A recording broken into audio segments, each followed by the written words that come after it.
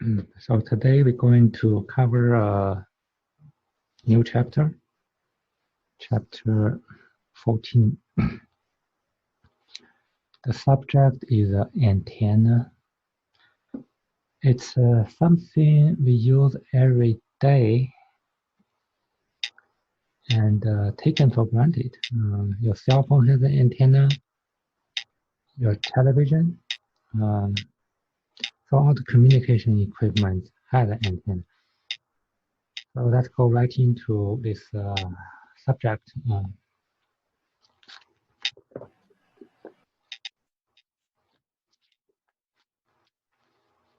So we have 3 topics to cover for this chapter. The first topic will be the fundamentals, something a little bit like a physics. That's our first topic. The second topic will be the different types of antennas. So we will cover a couple different antenna. The last one will be the RF signal, wave propagation. We'll study a little bit again, almost like physics. So physics, a little bit of engineering, back to physics. So let's look at the first topic, physics. The radio signal, RF signal, is electromagnetic. So we know what is magnetic, what is the electron field, that's the magnetic field. That's the electrical field. So in this case, the electrical field and magnetic field are perpendicular. That's what it is. And then what happens is the electrical magnetic field can create an RF signal. What happens is it's a variable magnetic field create a variable electrical field, and the variable electrical field continue the variable create variable magnetic field, and so it's like a wave. So if you can visualize, this is what happens. If you can visualize, this is a magnetic field, this is a electrical field, magnetic, electrical. So you have this invisible field which travels in the speed of light. So how do we create? That will be the job for antenna. So that's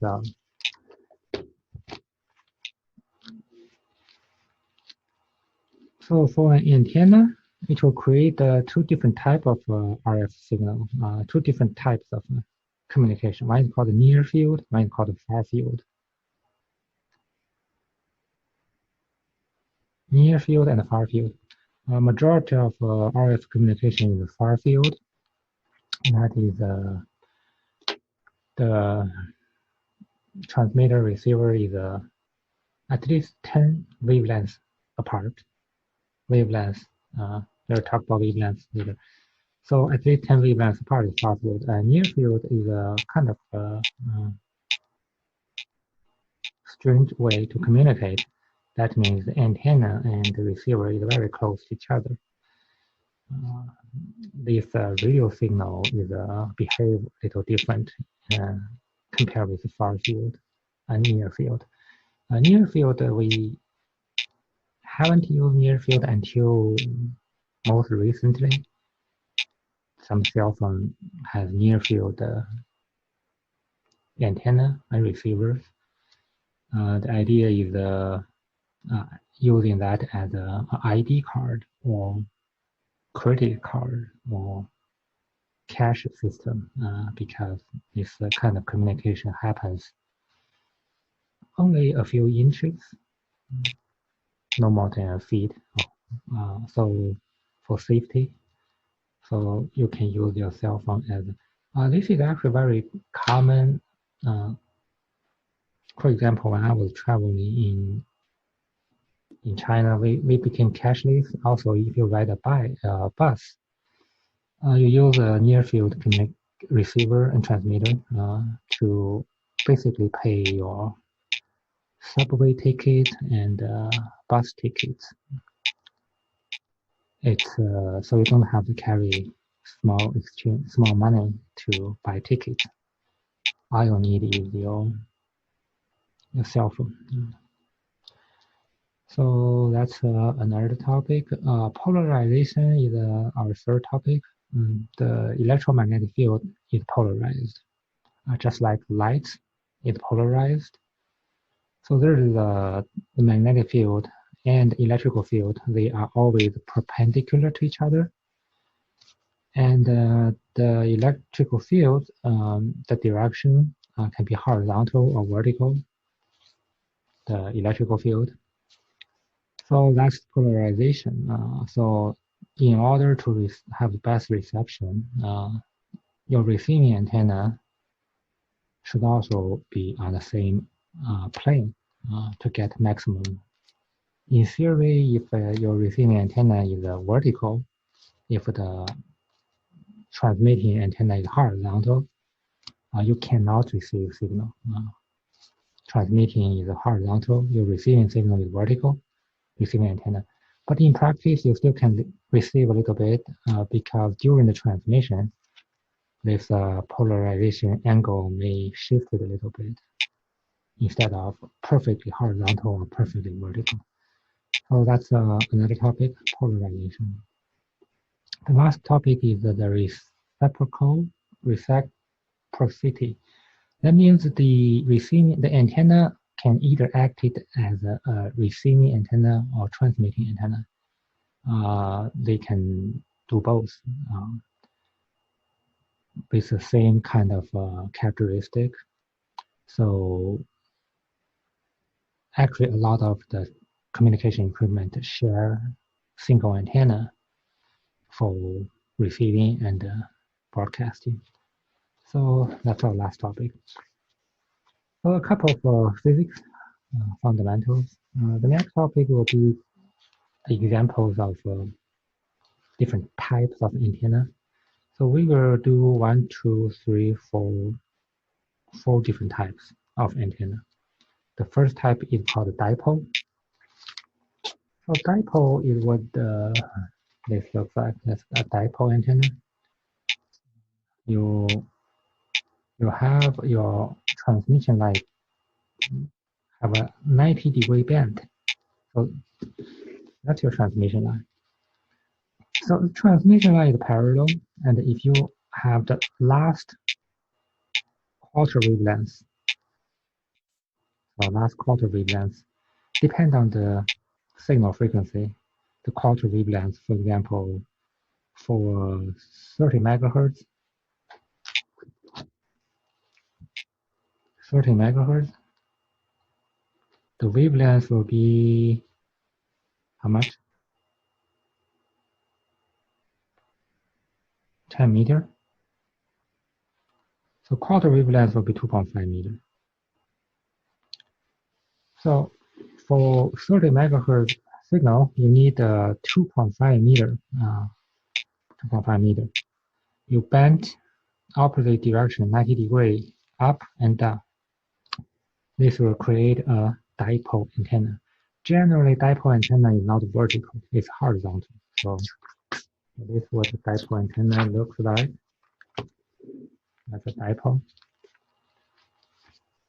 So this is a dipole. This is a transmission line, coaxial cable, and then you have connectors. One half of the antenna, that's the second half. In this case, the quarter wavelength is 13 feet. That is for certain frequency signal. So quarter wavelength 13 feet, and that is horizontal. So the dipole antenna is almost always horizontal. So you have basically quarter wavelength towards left, another quarter wavelength towards right. And that will be your antenna.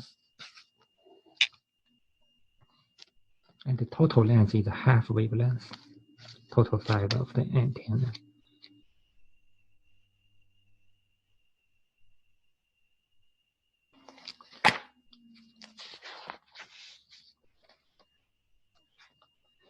And this is an equivalent circuit of a dipole antenna. So this is the characteristic impedance, 73 ohms. The characteristic impedance of a dipole antenna is 73 ohm. And this is the inductance and capacitance of that antenna. And depend on the frequency, that is determined by the length of the dipole. Both are determined by the length. So just for the certain frequency, these two cancel each other. That is the quarter wavelength. So at the quarter wavelength, the inductor and capacitor cancel each other.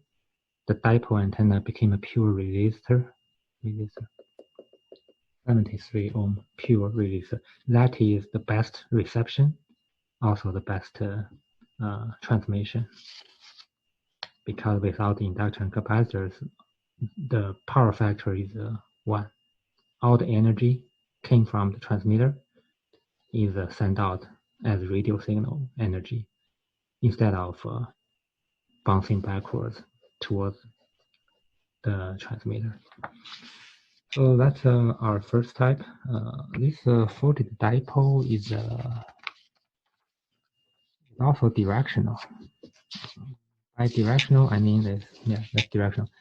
So that's the antenna, and basically it will broadcast 90-degree. Beam width is 90 degree, front and back. So that's another example. So it's a directional antenna. So if your receiver is on this side, you can't receive the signal because there's no RF energy go that direction. So either front or back for dipole. Almost all the other type of antennas are variations of dipole. So after we take care of the number 1, everything else is a variation of number 1. So let's look at number 2. It's called a bow tie. You see the bow tie? Bow tie? Because it looks like a bow tie. You have a wire, or actually you're using sheet metals, making a conical.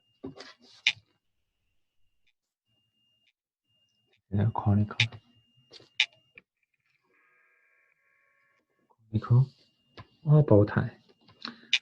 So we can build an antenna based on the dipole, variation of a dipole. Why we do this? We do this to increase the bandwidth. So because the dipole antenna, in theory, the bandwidth is quite narrow. It's selective, right? Selective because you have to be on quarter wavelength. So for example, if you build a 2.5 meter, and that is only for 30 megahertz. That's only for 30 megahertz. So it's quite selective. 30 megahertz has the best performance. If you are away from 30 megahertz, the reception and the transmission performance will gradually get worse and worse. In order to create a wide bandwidth, that means sometimes we want to receive RF signals of a wider bandwidth. In order to receive that wider bandwidth, this is one way to do it. So this one has a higher bandwidth compared with the original folded dipole. So that's our first variation, bow tie or conical. The second variation is called a half dipole. Half dipole is a vertical antenna. it's non-directional. So both the first two are directional. So the receiver have to be either in the front or the back of the transmitter to receive a signal. The half dipole is non-directional. Sometimes that is preferred. That is preferred. So this is what the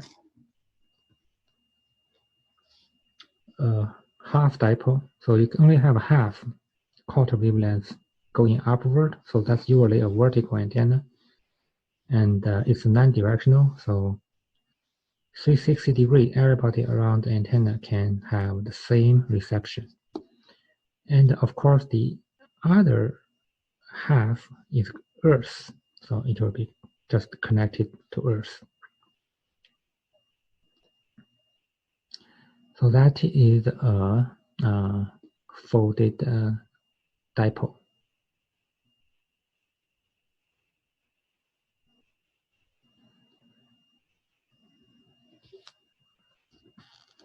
And this is a variation of folded dipole. It's making that characteristic impedance a little closer to 50 ohm. The problem with folded dipole is that the characteristic impedance is 30-some ohm, 36 ohm.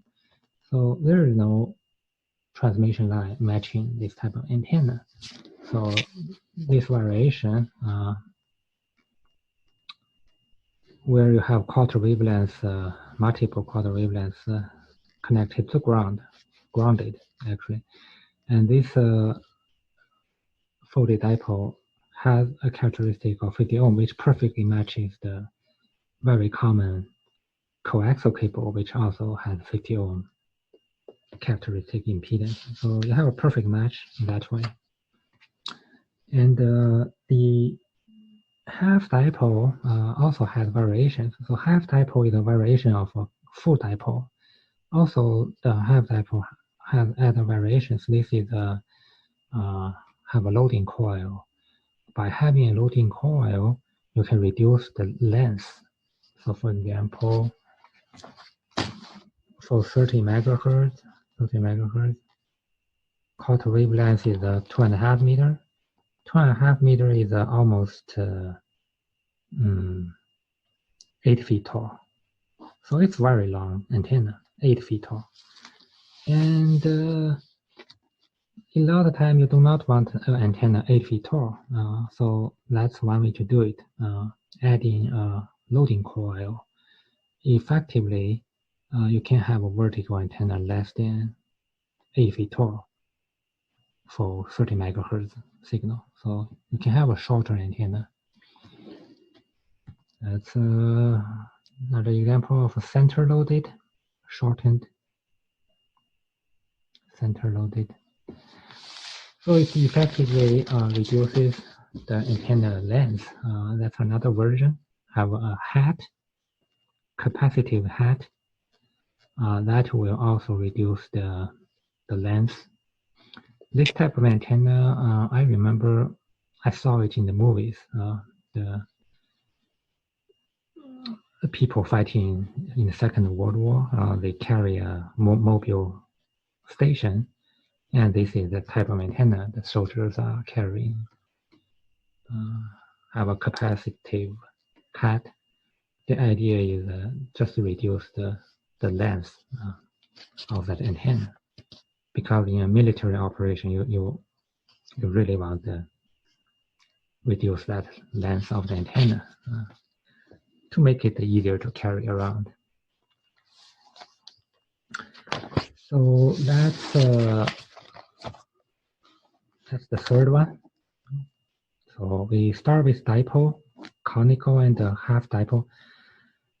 The number 4 and the number 5 are related. So let's look at the number 4. Number 4 antenna is called a parasitic array. So a parasitic array. Parasitic array antenna is almost like a dipole. So this is a dipole antenna right here in the middle. The only difference is before and after the dipole antenna, you have reflectors, and you also have another reflector on both sides. And these one is called the reflector, one is called the director, whatever name. So these are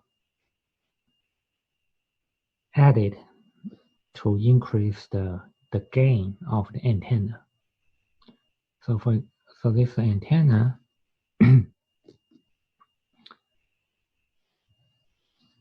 receive signal can be very weak. So in order to have a better reception, we want to increase the gain of this antenna. One way to increase the gain of the antenna is do a array. Yeah, do an array. So it's two conductors before and after create an oscillation effect to increase the gain of this antenna. So that's one way to do it. By the way, the antenna with the highest gain, maximum gain, is this is the antenna with the maximum amount of gain. What you have is a reflective surface. So this is like a lens. So all the RF energy was bouncing back, picked up by the antenna right here. So the actual receiving antenna is right here. This is a reflective surface, and that has the highest amount of gain. So the way that amplifies it is by reflecting it and then basically concentrating it, and then it's picked up there by the central part, the receiver. Yeah, that's right. That's like your satellite receiver.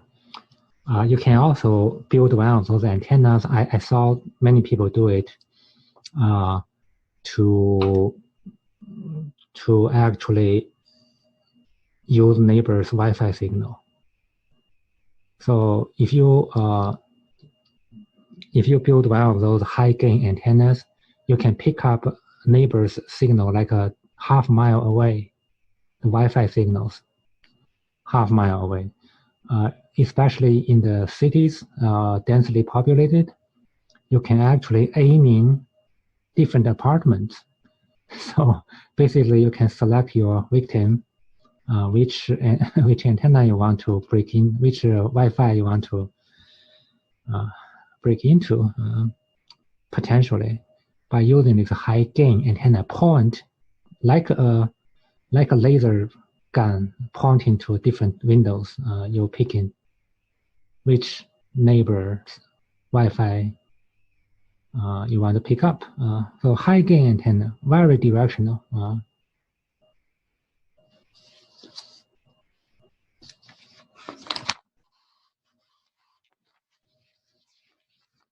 Now, most Wi-Fi antenna is not parabolic. So if you have a Wi-Fi, generally it looks like this. So this is the fourth type we are talking about. This is called the driven arrays. Majority of our Wi-Fi antenna is called the driven array. What exactly is driven array? There are many different types of driven arrays. You have a linear, you have a broadside, you have end fire, you have a log periodic. So you have 4 different types of driven arrays. So this is a collinear. So you have 1, 2, 3, 4 antenna, 1, 2, 3, 4 dipole. The difference between driven and parasitic is parasitic. Only one pair of antenna, only one antenna is driven. The rest is idle. This is idle. This is idle. Only one active.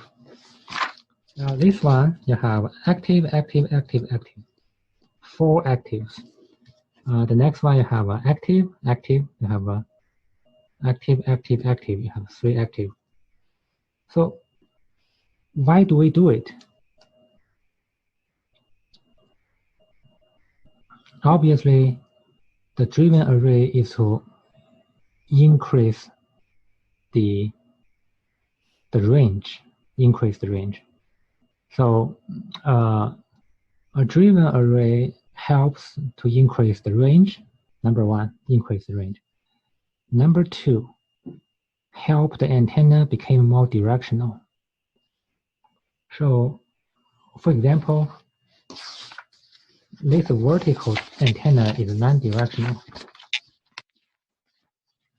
This antenna is non-directional. That means this antenna is non-directional.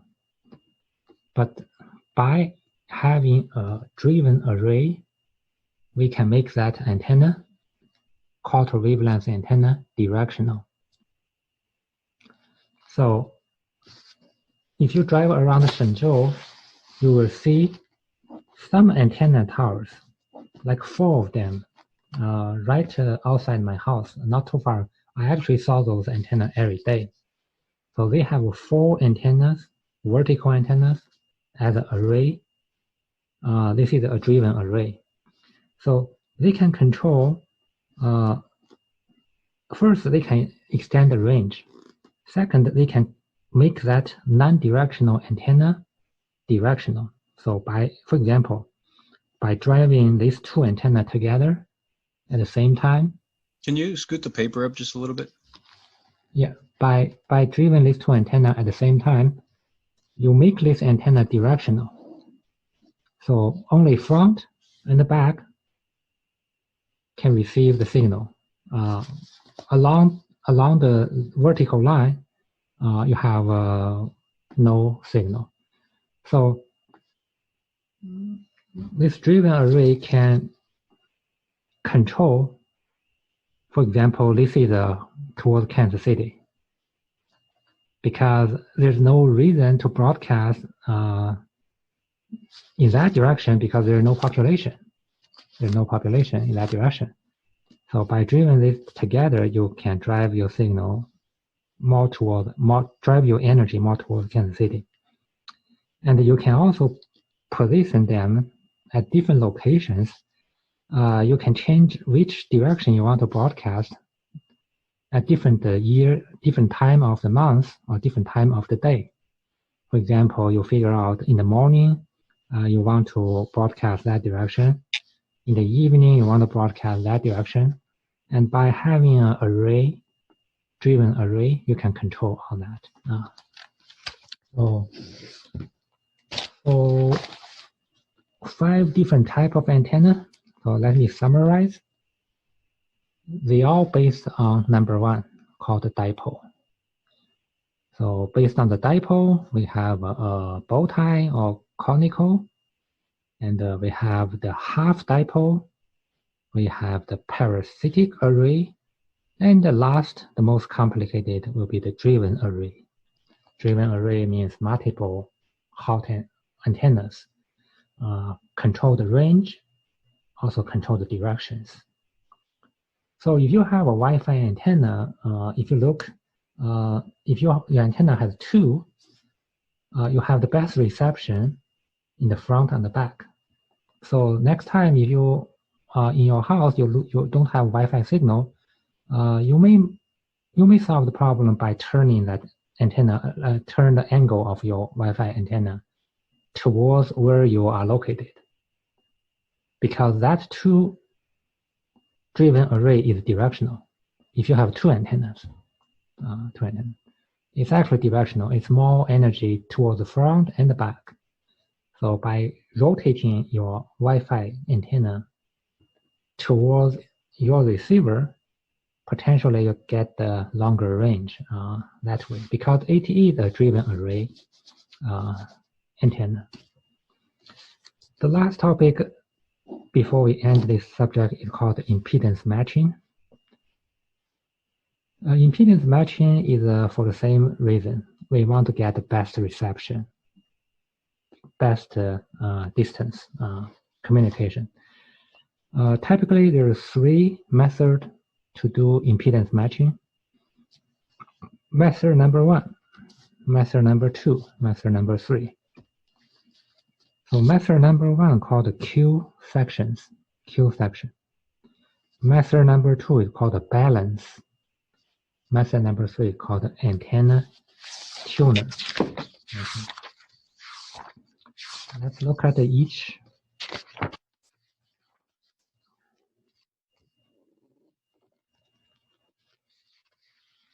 By the way, this is another driven array. So 1, 2, 3, 4, 5, 6, 7. 7 antennas. This is actually a lot like some of the television antennas we have. 1, 2, 3, 4, 7. Why we have 7? First, it became directional. It became very directional. So when you receive TV, you want to point this antenna towards the station. You want to able to rotate an antenna to have the best reception. Second, wider bandwidth. This will receive the high frequencies. This will receive the low frequencies. So you have the wide bandwidth. All right, impedance matching number 1, Q section. So this is called Q section. You have a quarter wavelength transmission line in between your inputs and outputs. So if this is your input, this is your output, that's your antenna, the impedance doesn't match, you can potentially matching them by adding a quarter wavelength transmission line of a different impedance. And there is a math involved. Basically, you can find the combined impedance using Smith chart. If you remember Smith chart, the Smith chart is just one way to estimate the combined impedance of the quarter wavelength transmission line plus this antenna. So you can estimate the combined impedance to see if it matches the input antenna right here. So that's one way to do impedance matching. The second way to do impedance matching is through a transformer. So this is a transformer. This transformer we call balance. So it's a very common device, like $20, $30. The balance is a transformer has a primary coil and a secondary coil. Primary and secondary coil. We know a transformer can convert impedance transformer by varying the turns ratio. By varying the turns ratio of the transformer, we can convert impedance. For example, from 50 ohm to 200 ohm, or from 200 ohm convert to 50 ohm. So that's another way using a transformer. This transformer is called a balance. It was originally designed to pair balanced output with unbalanced output, but by varying the turns ratio, it can also be used to match impedance. So balance. The last one is called an antenna tuner. This antenna tuner is a variable capacitors 1, 2, 3. These two are again together. So 1, 2 adjustable, 3 adjustable capacitors plus adjustable inductor. The idea is we will while adjusting all 4 components. Adjusting all 4, we can have a matching. In this case, is a pi network. This is a pi, look like a pi. So this is a pi matching network. By varying the inductance capacitance, we can match the antenna to your transformer. A lot of these are theory as a guidance, and a lot of it is practical knowledge. So we have people with years of experience doing this, for example. So what happens, you have your equipment, you have your antenna, and then you basically adjust it to watch the antenna has maximum output power, longest distance travel. So it's a practical field. So what happens in the field, what works in the field works. So this is antenna tuner. So matching the antenna with the transmitter. So that will conclude our second topic. Second topic, we have 1, 2, 3, 4, 5, 6 topics. 1, 2, 3, 4. 1, 2, 3, 4, 5, 6 topics. The last topic is the RF wave. RF wave, we have 3 topics. RF wave. The RF signal is a lot like light signal. So if you flash a flashlight, if you watch what happens when you turn on a flashlight, this is almost same thing happens when you turn on antenna broadcasting. So first, it's all about physics actually. First is 3 concepts. The RF signal can have reflection, can have refraction, can have diffraction. So it's just kind of like light. It will reflect. If you refract, that will means the RF signal can bend one direction. And also diffraction. That means it will almost like circle over. So let's look at it. This is a reflect. RF goes in, RF bouncing back. This is a refraction. RF change angles. So the RF is bent original this direction and bent over in a different direction.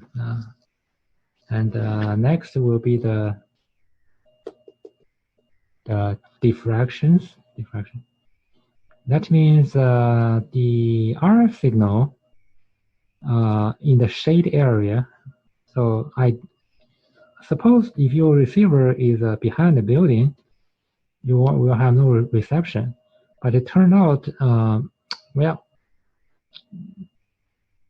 right behind the building you may not have reception, but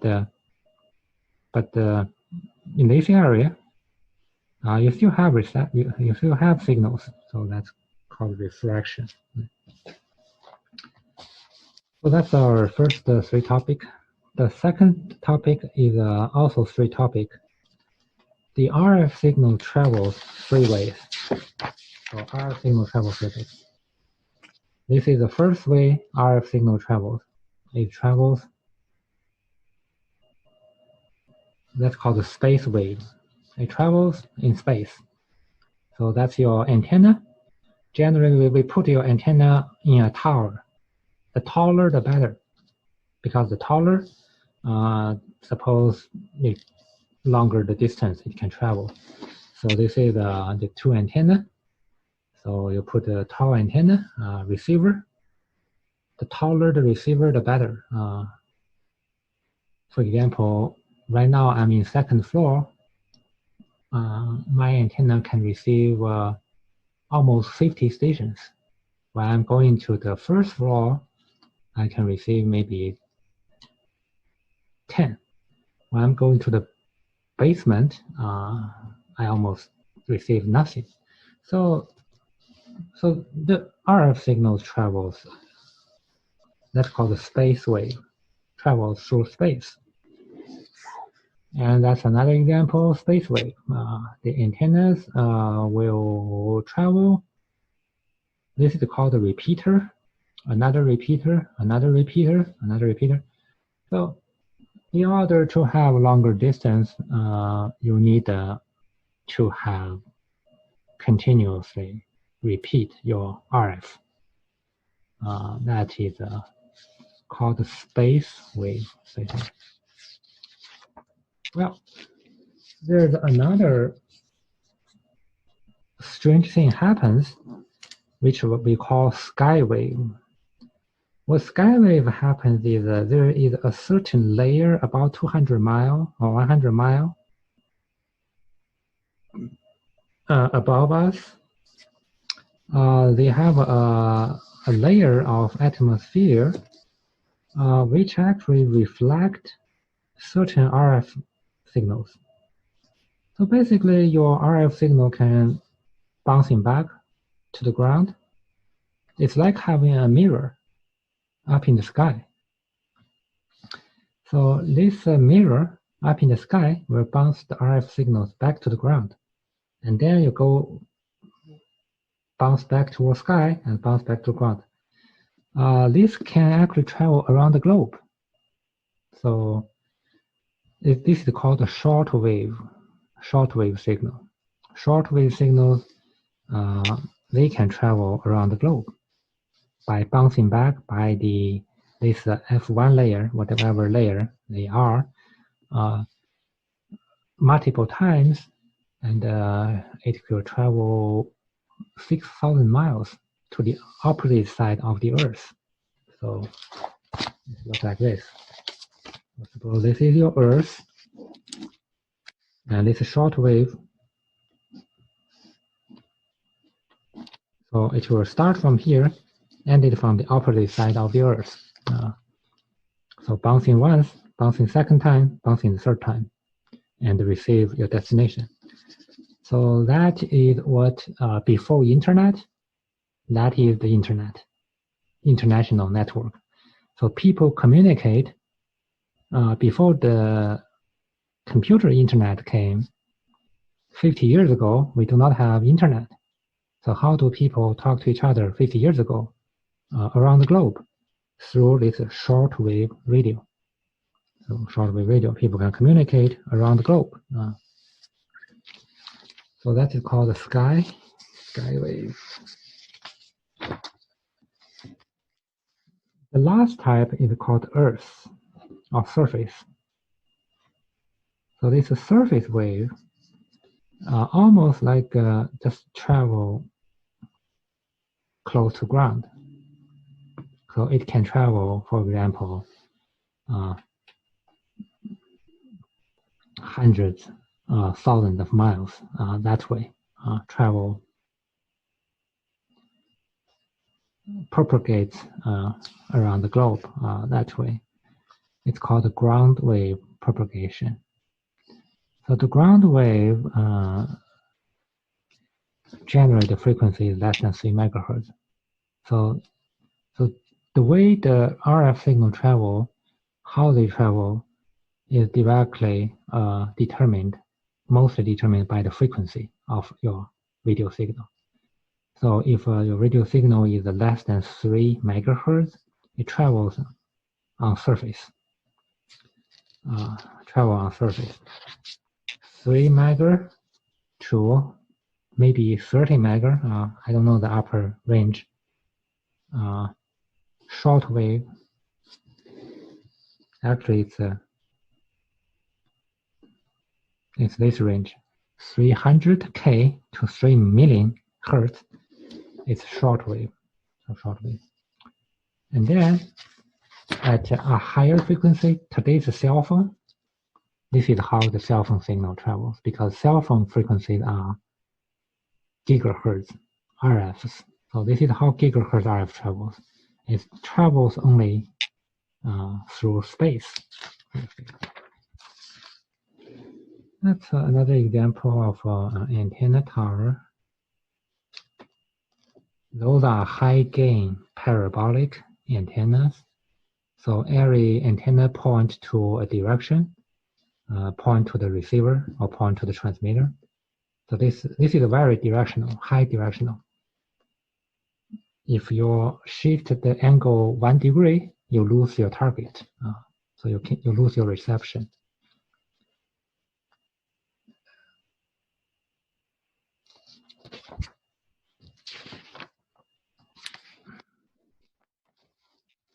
Well, this is the second topic.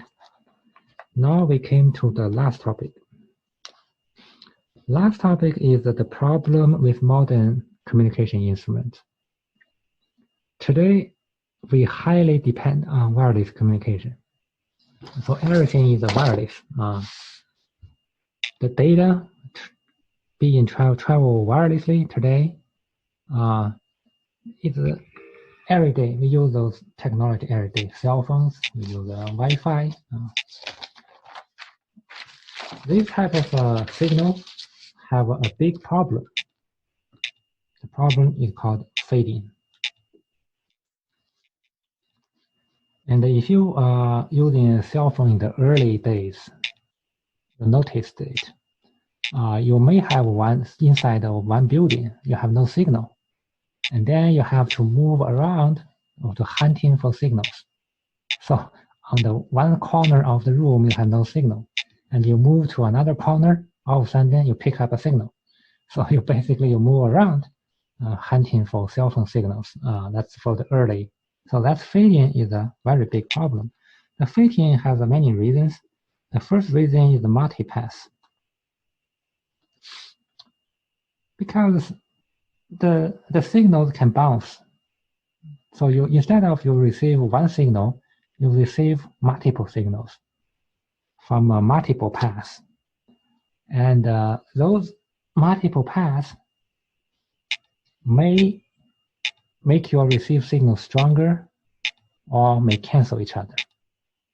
So that explains why you have signal in one corner of the room, you move to the other corner, you have a perfect reception.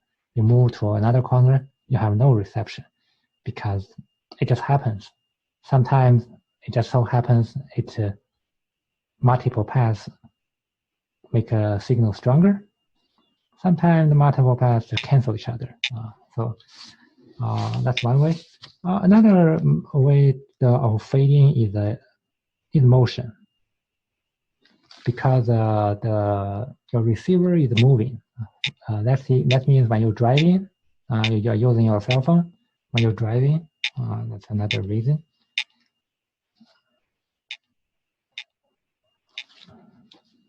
Motion. So that's the two main reasons for fading. One is multipass, one is motion. So how do we solve that problem? Multipass and motion, because that have to be solved. Because we want to use our cell phone. Doesn't matter where we sit, right? We can sit every corner of the room. We want a good reception. Or if you inside your house, you want a Wi-Fi signal everywhere. Doesn't matter where you are in your house. So the problem is solved by one word. It's called the solution is called diversity. Diversity. So the solution of this fading problem, solution, diversity. So what do we mean diversity? We mean two things. We mean first called the space diversity, then we call frequency diversity. So there's two diversity, two solutions. What is the space diversity?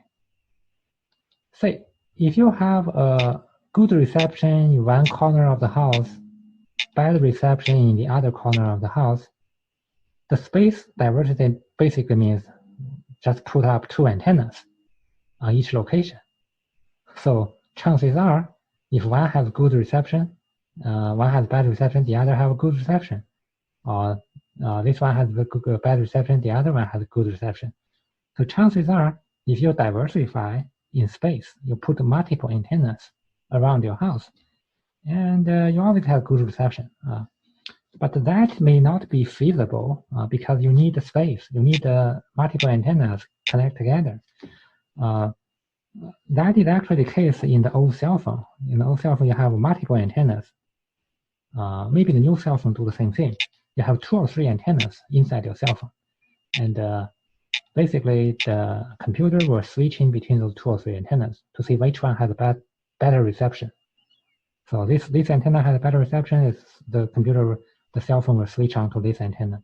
So even your cell phone is so small, handheld device, in that little small package, inside you have 2 or 3 antennas just for the cell phone signal. Then you have a Wi-Fi antenna. Then you have a GPS antenna. You have a near field communication antenna. you have Bluetooth antenna. So in that little cell phone, you have 5 or 6 different types of antennas for different signals. So space diversified. Another solution is actually a better solution, which is why 4G and 5G works so well. 4G, both 4G and 5G started with 4G and with 5G. And a little bit of 3G also uses technology called frequency diversify. That means you have multiple carriers, multiple. So you are not depend on just one single carrier to transmit your data. You rely on a group of carriers. For example, 64 or 40 or even 1,000 in the 5G. In the 5G, they use hundreds, even close to 1,000 carrier. That means what does each carrier mean? Each carrier means of a station. Like your TV, you have 20 stations, you have 20 carrier. So in this cell phone, you have 64 stations or 64 channels. They call channels. So by diversify frequency, chances are if one frequency has a severe feeding problem, the other frequency will not have that problem. So it's also frequency based. So chances are if your receiver it has bad reception for one frequency, because you rely on multiple carrier, you can pick up a better reception on another frequency. So that's called a frequency diversify. So space and frequency, they are both good solutions. In the 4G, 3G, 5G cell phone, we rely on frequency diversify heavily. Also for the cable modem. The cable modems, so if you call your cable company, you said, I want higher speed. So they will say, I used to have 4 channels. That means 4 stations, 4 carrier. If you, that is for 100 megabits per second. So I'm upgraded to 8 channels. So if you upgrade to ultimately to 32 channels, I think it's 32 or 16. 32 or 16 channels, that means 32 or 16 carriers. You can have gigabits per second internet connection. But in order to have that gigabit, you have to have 32 carrier or 32 channel or 16 channel. Because every channel can carry a certain amount of data. By having multiple channels, you're just having more wider bandwidth, more frequencies, and you can potentially having faster speed that way. Right now, I'm using 8 channel, so you have to actually you change from, for example, 8 channel to 16 channel. You have to change your modem because the modem I used earlier was a 4 channel modem. It's for low speed, up to 100 megabits. Now I'm 300 megabits internet speed. I upgrade to 8 channel modem. 8 channel modem. So if you in the market for a new modem, you have to make sure your modem can take care of enough channels for the speed. Ultimately, you want the most expensive one, right? The modem can carry 32 channels or 16 channels, because that means your modem can take advantage of the speed of your internet. Otherwise, you can pay for high-speed internet, but your modem cannot take care of that job. So 8 channel, 16 channel. Right now, I'm using 8 channel modem. I'm perfectly happy right now. But maybe a couple years later, I will find my 8 channel modem not quick enough. I will upgrade. Of course, right now the price will gradually drop. So right now, the 8 channel is very inexpensive. It's like I bought mine. I forgot $50 something like 8 channel. Each channel is 6 megahertz. Each channel is 6 megahertz. So 8 channel means 8 multiplied 6. So 8 channel means 8 multiplied 6 is 48 megahertz bandwidth. So that's each channel is 6 megahertz. So that's how it was done. Diversity and solve the problem of fading. That will be all I want to talk for today. So today we have 3 topics. Started with physics,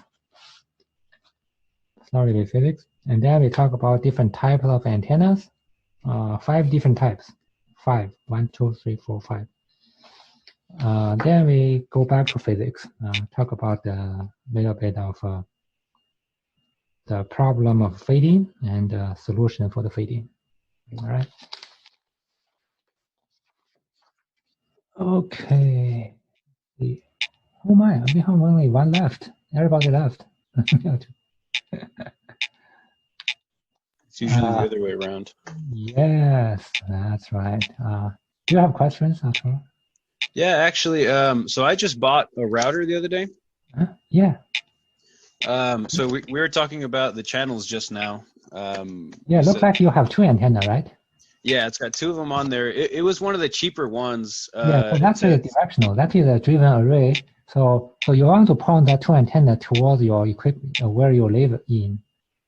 So if you do not have good reception, rotate that antenna towards you. Okay. But what I wanted to ask about was the channels. So I bought it so that I could set it up as a repeater because I wasn't getting good signal on the upstairs okay. of the house. Okay. And when I was looking at the Wi-Fi settings, there's like channels like 1 through 13 or something like that. Yes, that's right. That's different frequency. Yeah. Oh, okay. So is that what you're referring to when you were talking here about the 4, 8, 16 and stuff like that, or are those different? No, that's different. This is the channel for the radio signal. Oh. The radio signal, your Wi-Fi antenna works on. So they only work on one channel. So you pick one channel. Yeah. Okay. So you pick a channel less crowded. Suppose your neighbor should pick a different channel. So you have neighbors around you. So all your neighbors will pick a different channel. So you will not talk at the same channel. Basically, you'll just interfere with each other. That's right. Okay.